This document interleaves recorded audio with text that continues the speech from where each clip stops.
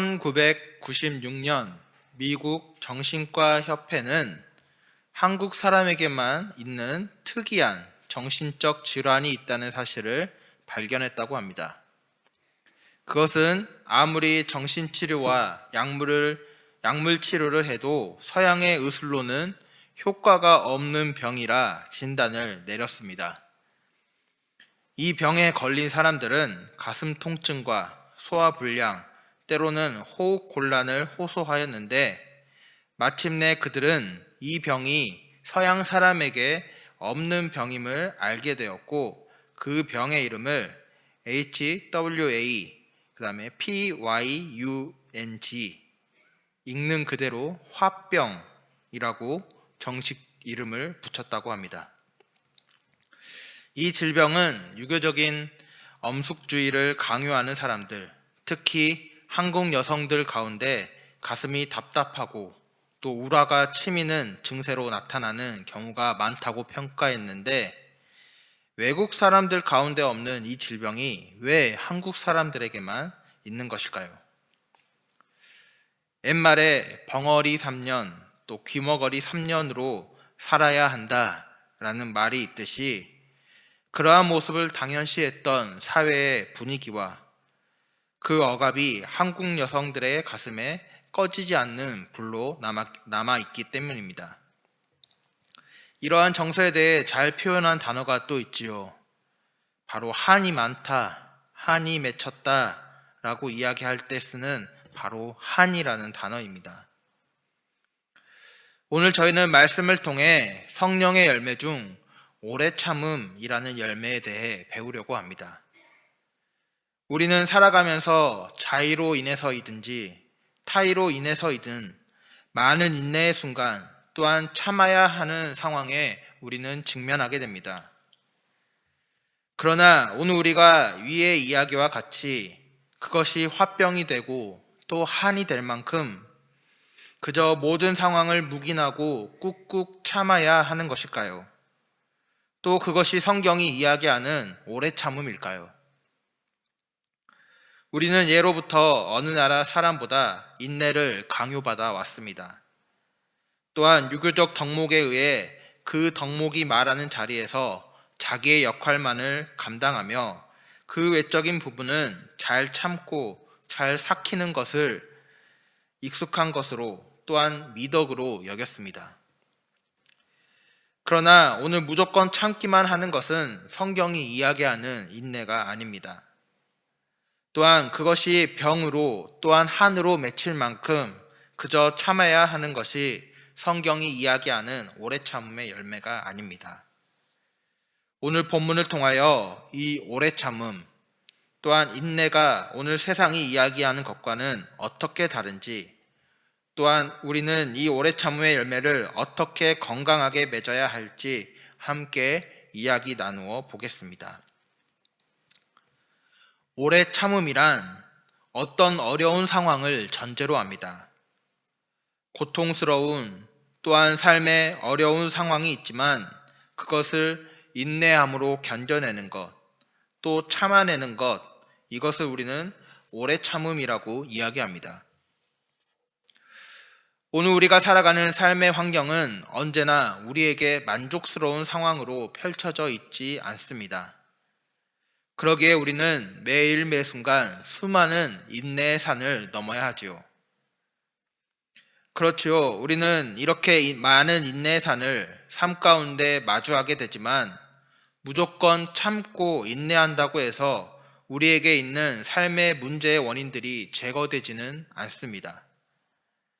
때로는 인내를 하며 그 문제들을 놓고 기도하지만 더욱더 어려운 상황을 마주하게 될 때가 있고 또 때로는 그로 인해 더욱 곤란한 상황에 처하게 될 때도 있습니다.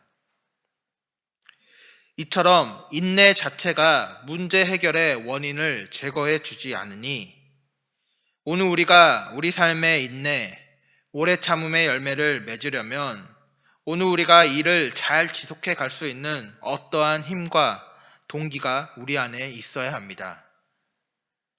오늘 그 힘과 동기를 다윗은 사울과의 관계를 통해 우리에게 잘 보여줍니다.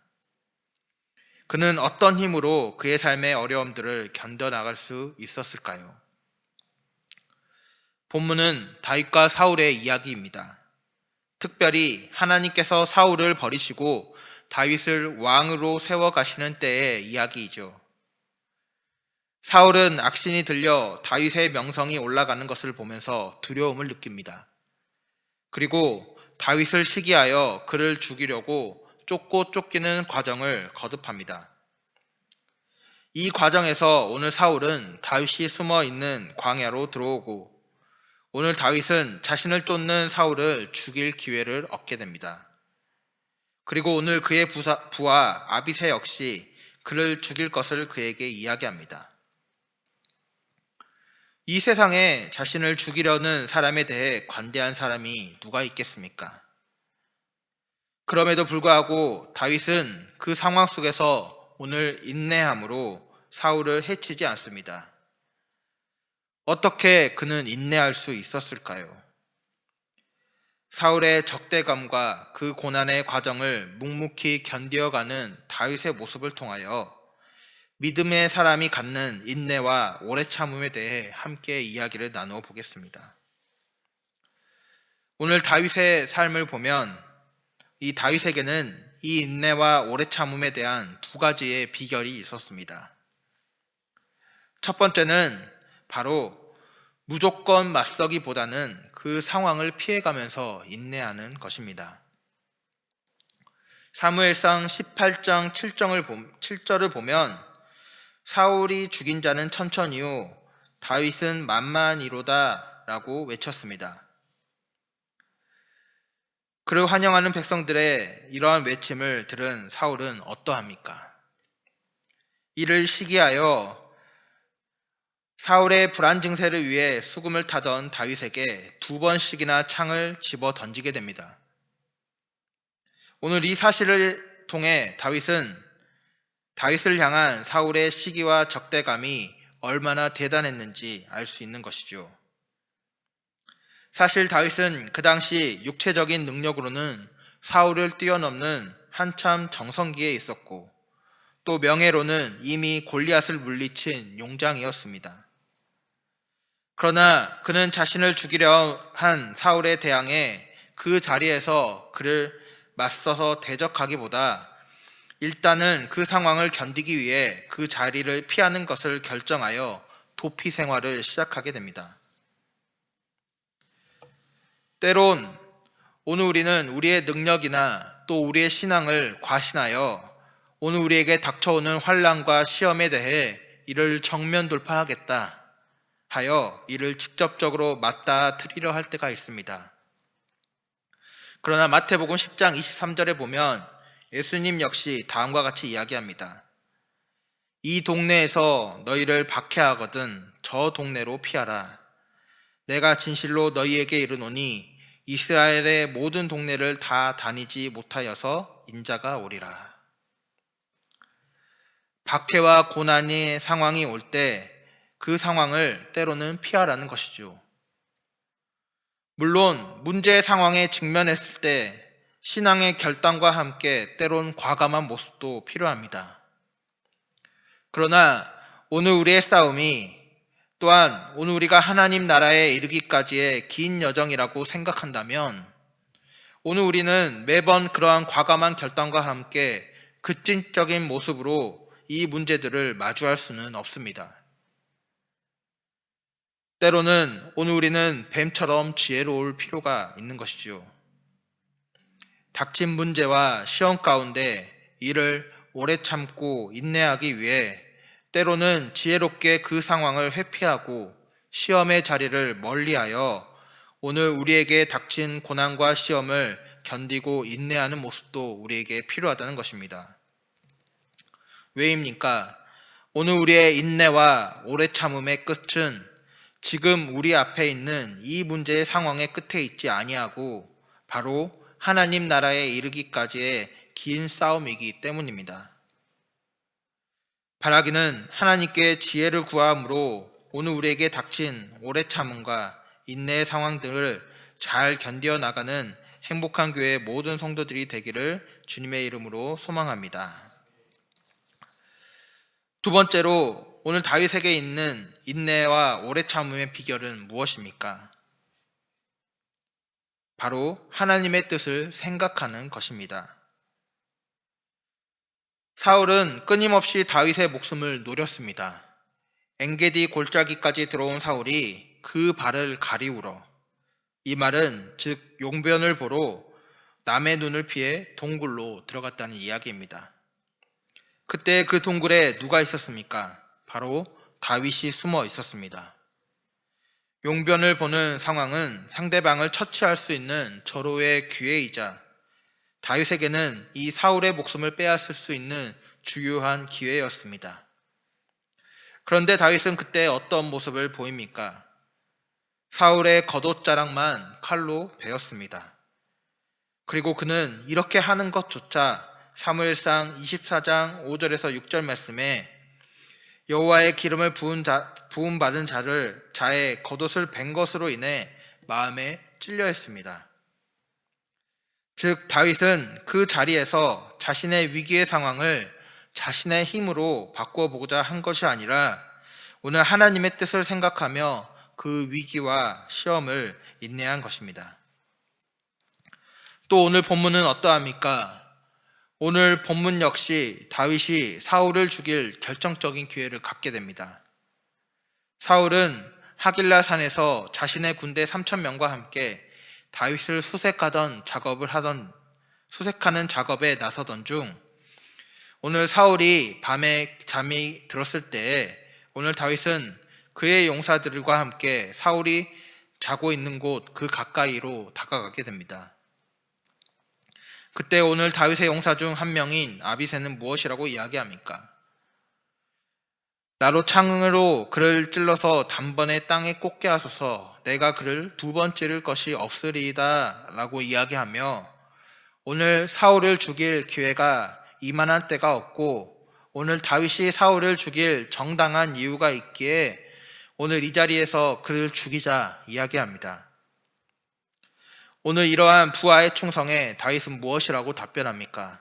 11절에 여호와의 기름 부음 받은 자를 치는 것은 여호와께서 금하시나니 너는 그의 머리 곁에 있는 창과 물병만 가지고 가자라고 하며 오늘 사울의 머리 곁에서 창과 물병만을 가지고 떠나게 됩니다.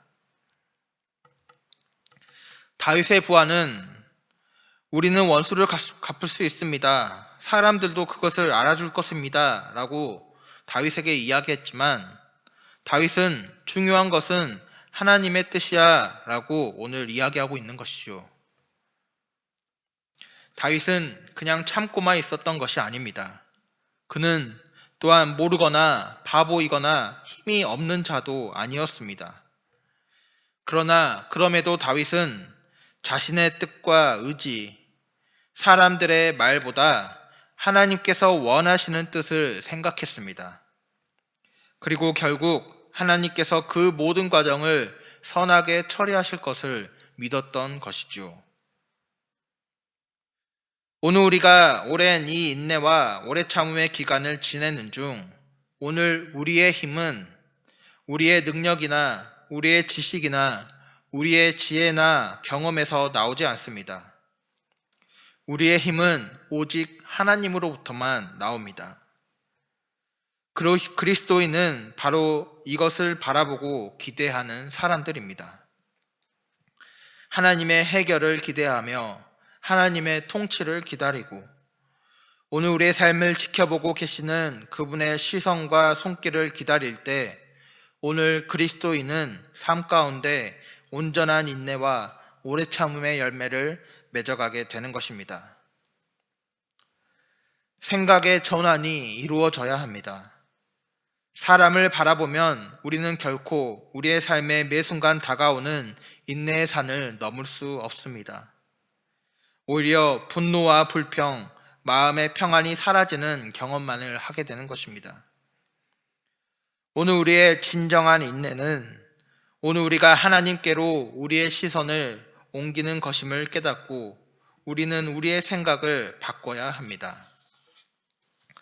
야고보서 1장 4절부터 5절 말씀에 인내를 온전히 이루라. 이는 너희로 온전하고 구비하여 조금도 부족함이 없게 하려 함이라. 너희 중에 누구든지 지혜가 부족하거든 모든 사람에게 후히 주시고 꾸짖지 아니하시는 하나님께 구하라. 그리하면 주시리라. 아멘. 오늘 하나님은 우리에게 인내를 이루라고 이야기합니다. 왜입니까? 우리가 온전하고 구비하여 부족함이 없게 하기 위함이다 라고 이야기합니다. 그리고 5절에 무엇이라고 이야기합니까? 그 인내의 상황을 지나가는 동안, 기나긴 오래 참음의 순간을 지나는 동안 하나님께 지혜를 구하라고 이야기합니다.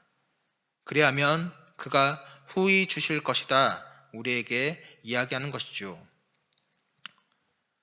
오늘 우리 그리스도인들은 믿음으로 바라는 것들의 실상을 얻고 보이지 않는 것들의 증거를 얻는 사람들입니다. 여러분, 무엇 때문에 손을 놓고 괴로워하고 계십니까? 또 무슨 일로 낙담하며 실망하고 계십니까?